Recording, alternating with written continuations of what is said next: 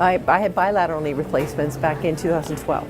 I had my knee replacement 7 months ago. I had my knee replaced 2 years in January. I had my knee replacement done in March, of this year. I had my knee replacement 2 years ago in November. We talked among ourselves at church and things we had in common. And then as we're talking about it, we're finding out everyone had Dr. Luchetti.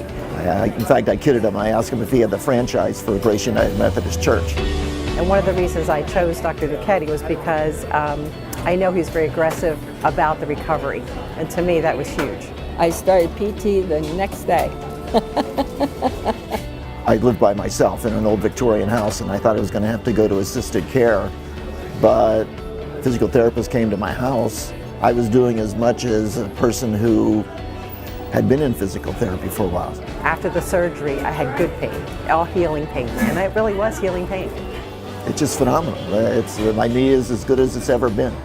Since the knee replacement, I'm out every day, either on the bicycle or walking. I had a really good experience and I have honest no pain today.